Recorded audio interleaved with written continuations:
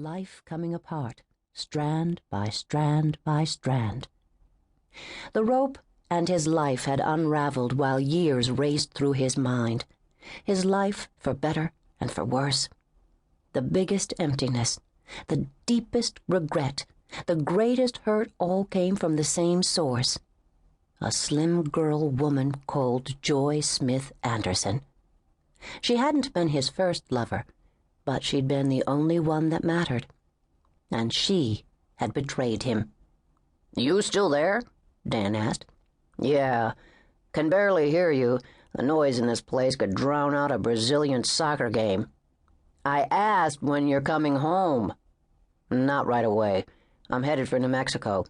"Stateside? That's a first." "Second, actually." Gabe swallowed a yawn. "I'm going to do a follow on my first big article." "Lost River Cave?" "Yeah." "Why? After all the places you've been, that one is pretty small beer." Gabe tried to find a glib answer, but was too tired for anything but blunt honesty. "Because of all the places I've ever been, it's the only one that still haunts me." "It's that girl, isn't it?" "That would be pretty stupid. It's been 7 years. She isn't there anymore, and we didn't have anything worth being haunted about in the first place." "I hear you. But you've never come close to loving another girl, and I feel like I had something to do with—" "Leave it!" Gabe cut savagely. "Just fucking leave it alone." Then he reeled in his temper. "Sorry. I'm real ragged at the moment. How's the company doing? You need any more cash?" Dan's sigh was long and unhappy, but when he talked again, it was about the ups and downs of the family business, Venture construction. "It's doing a lot better now than it was 7 years ago, and the stock market has crawled out of the toilet. We have play or pay contracts stretching over the next 5 years. From now on, we'll all be looking for ways to spend money rather than save it. Jesus, what a difference a few years makes." Gabe listened and tried not to see Joy's face, hear her laughter, taste peppermint on her tongue, on his own.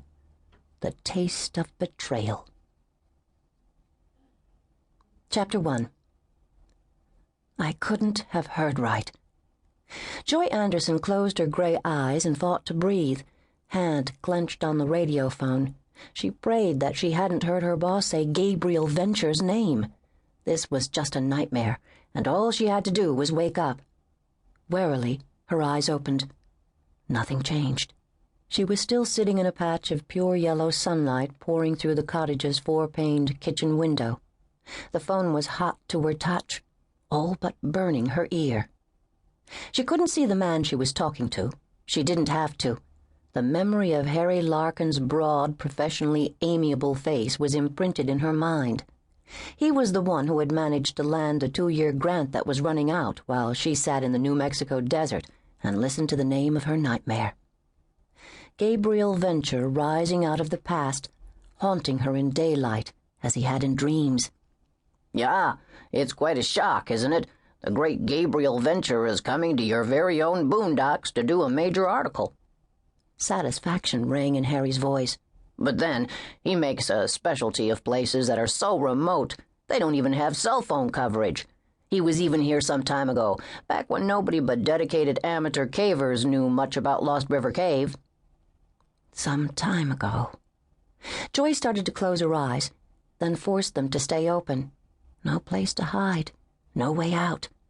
Just herself and the past crashing down around her, bruising and cutting and battering. Oh, yeah, Gabe was here. 6 years, 11 months, and 29 days ago, give or take a few hours. But who's counting? The bitter words went no farther than Joy's mind.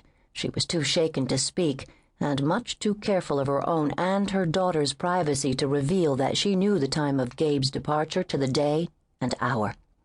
It was hard to forget. Katie had been born 9 months to the day after Gabe drove out of New Mexico's pale, searing deserts in pursuit of the Orinoco River's steamy green mysteries. Joy had loved Gabe then, and had envied him the freedom of the world waiting at his feet. When he left, she'd hated him, and resented his freedom even more.